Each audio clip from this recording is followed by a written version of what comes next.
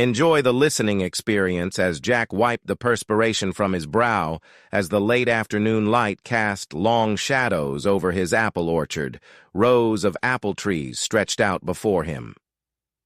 Welcome to the world of science fiction. Don't forget to like and subscribe so you don't miss future stories.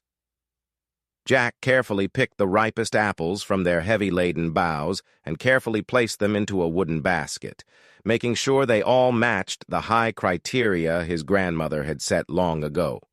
His grandmother's recipe for organic apple juice was a treasured family secret, and Jack had committed his life to learning it. As the sun began to drop, Jack evaluated his work. The baskets were filled and ready to be transported back to the farmhouse for juicing. He followed the path that wound between the woods and placed the baskets down in the kitchen, where the juicer was humming. Jack lit a wooden chair on the porch, took a sip of the rich golden liquid that soon filled the kitchen with the delightful aroma of fresh apple juice, and as soon as the last bottle was shut, stars started to shine in the night sky. A sudden bright light shattered the tranquility of the night as Jack jolted awake, his glass clattering to the floor. He averted his eyes and gazed into the darkness, his heart beating the light. He was drinking a glass of his grandmother's apple juice. Increased along with a loud roar, Jack's instincts took over, and he ran in the direction of the source, his thoughts racing with all the possible outcomes. He arrived at the edge of the orchard in time to witness a big metallic object speeding towards the ground and striking the earth with a resounding impact. There was no other explanation as Jack approached warily, his heart accelerating as the ship's hull was charred and twisted, smoke billowing from the collision site, generating a shockwave that nearly knocked him off his feet. As he got closer, he noticed movement, and something was coming out of the ruins. When he saw her, his breath caught in his mouth. She was tall and elegant, her silver hair shimmering in the moonlight, and her garments were unlike anything Jack had ever seen. Had never seen a combination of futuristic armor and regal elegance. Her eyes were a deep, unearthly blue, and she whispered, "Help me." But Jack didn't hesitate to move forward and grab her as she collapsed, revealing the cuts and bruises that Mar had sustained. He half-carried, half-dragged her back to the farmhouse, his mind racing over who she was and where she had come from. Flawless skin, she was injured and badly.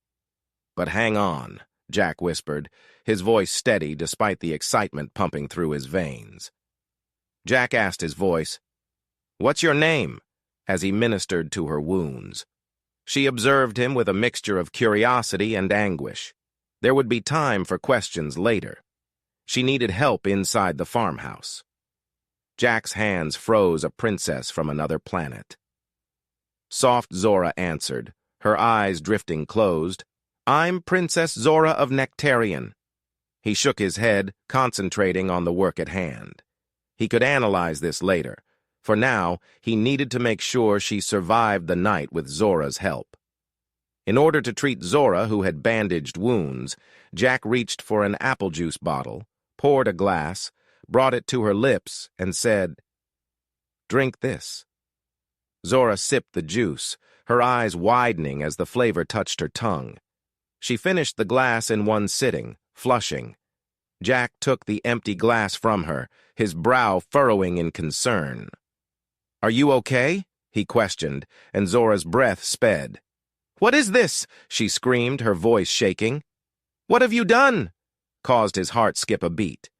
"Given me?" Jack blinked, taking a step back.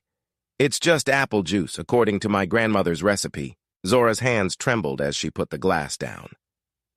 "But it goes beyond that," she whispered, her eyes never leaving his. "I feel strange," Zora said before Jack could reply. Jack's body instantly responded to Zora's touch, wrapping his arms around her, her fingertips trailing fire across his skin. He had never felt a need like this before, but the kiss was electric, a spark that sparked a fire within them both. Zora Jack muttered, "What are you doing? I can't control it." She gasped, her eyes black with need. "I need you."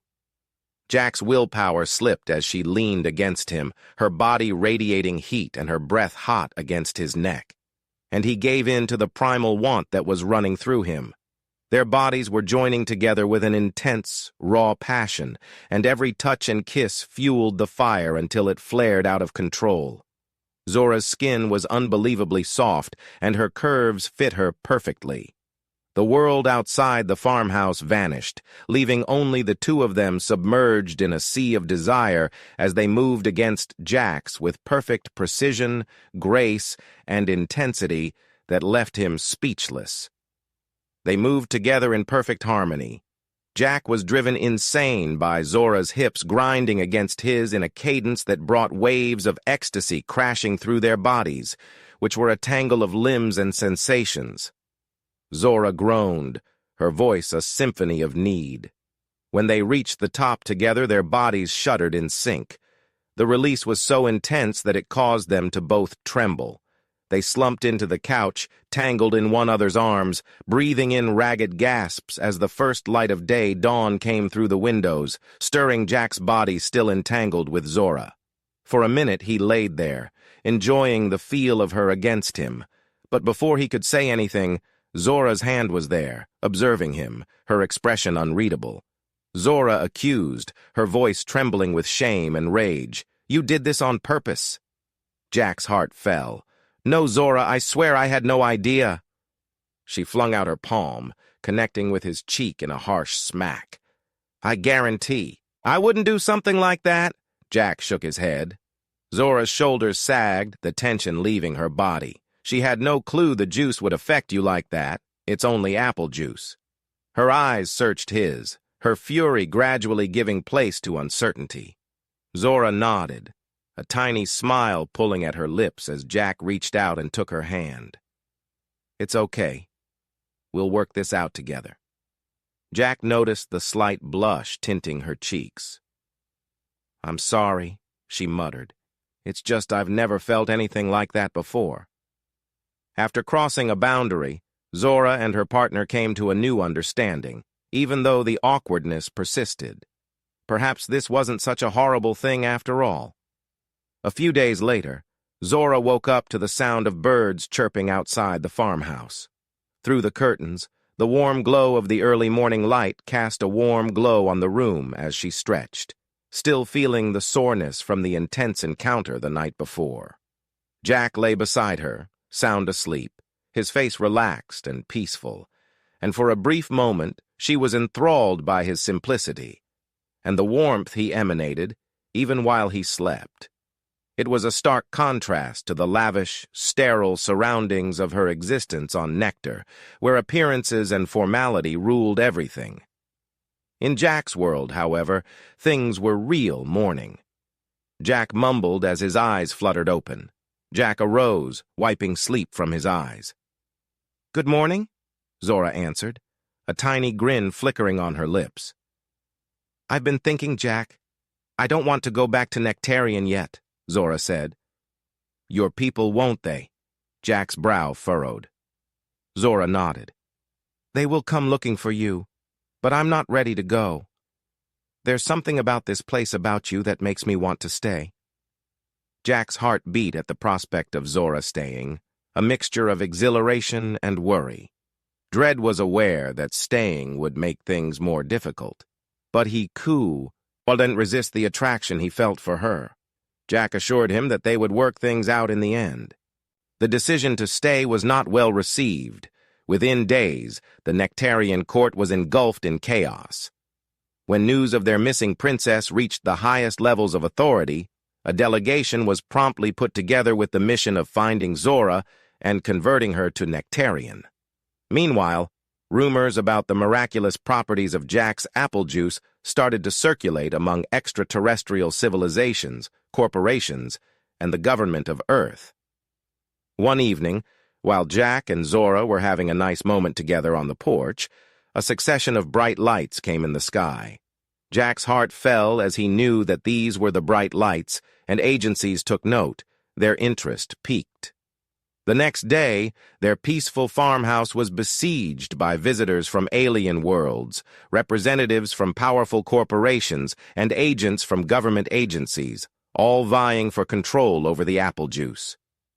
Zorao whispered that she saw the telltale signs of approaching ships and tightened her grip on Jack's hand. Jack shook his head, saying, "It's not for sale." A second man, wearing a government suit, approached and said, "We can offer you a substantial sum for exclusive rights to your apple juice. Imagine the profits we could generate." Mr. Hawkins, a business executive, extended his hand. "The ability to completely transform a number of industries.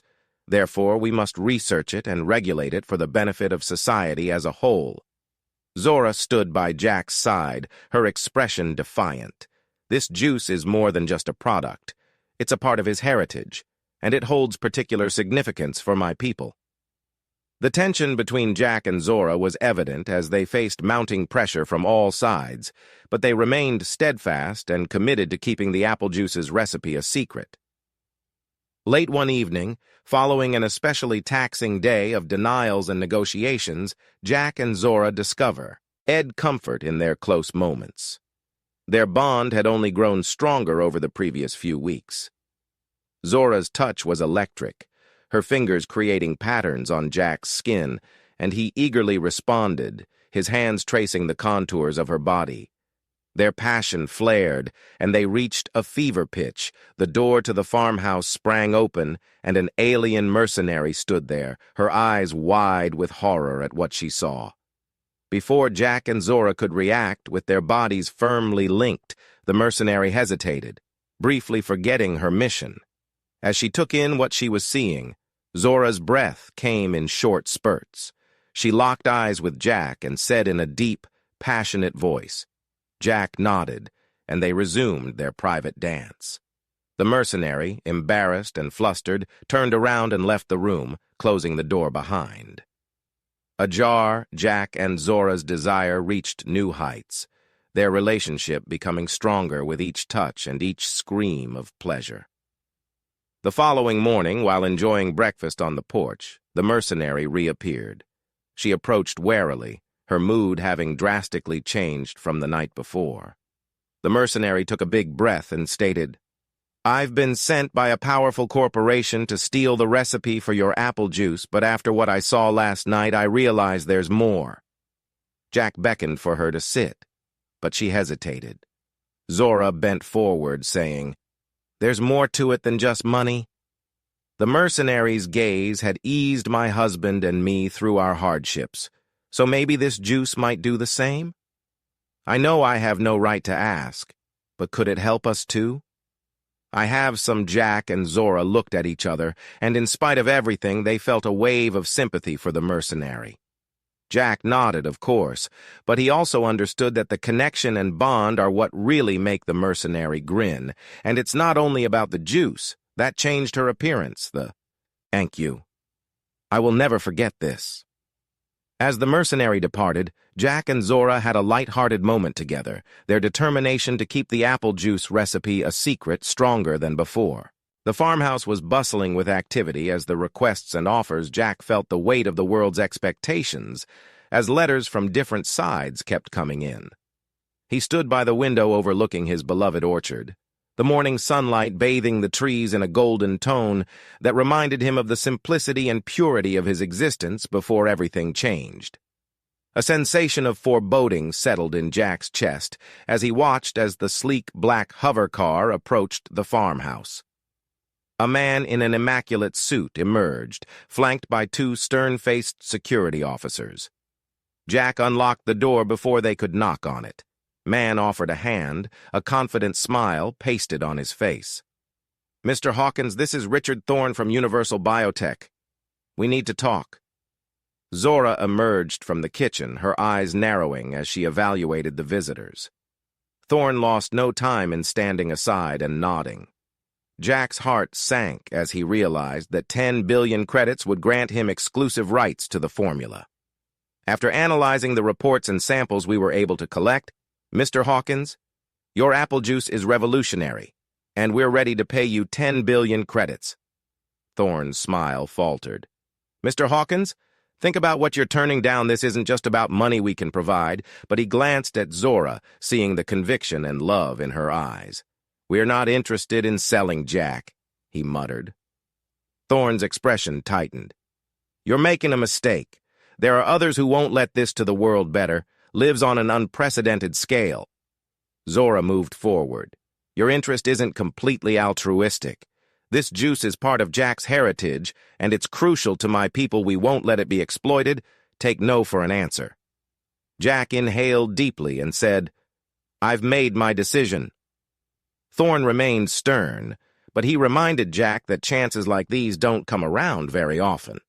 As the hovercar drove away, Jack and Zora exchanged a lengthy, silent embrace while acknowledging the difficulties. That evening, Jack and Zora sat at the kitchen table with thoughts and plans sprawled out in front of them. They had declined the money, but they still needed a plan to safeguard the apple juice and equitably distribute its advantages.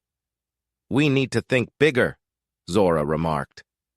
Jack nodded, excitement rising in his chest.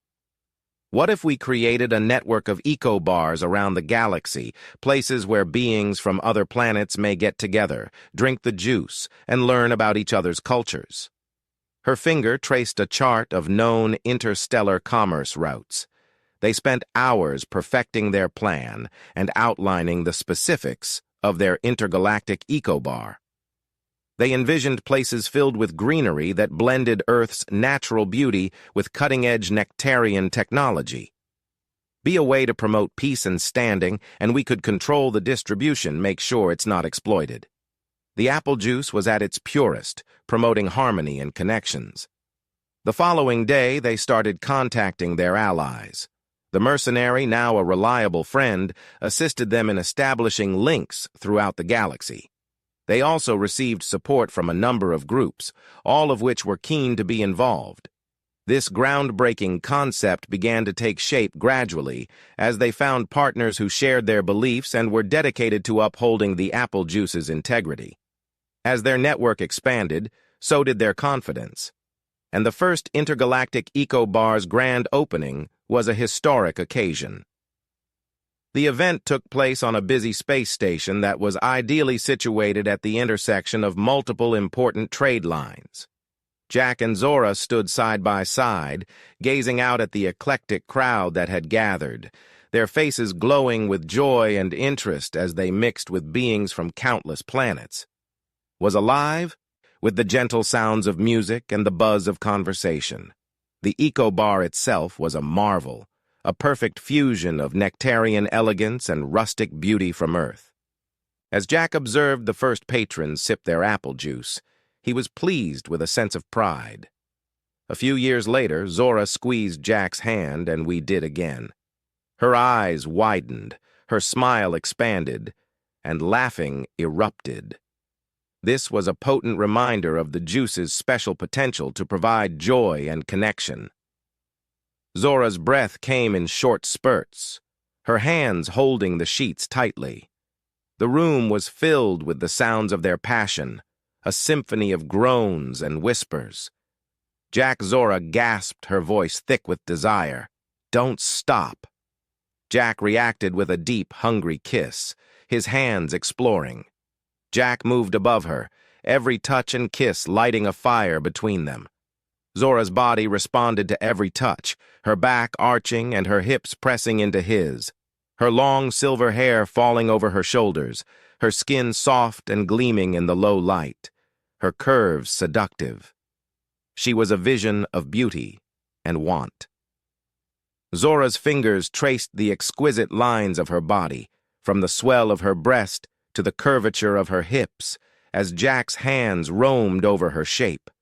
Her deep blue eyes burning with hunger as their motions grew more frantic. Zora's nails raked down Jack's back, drawing him nearer as they approached the peak together.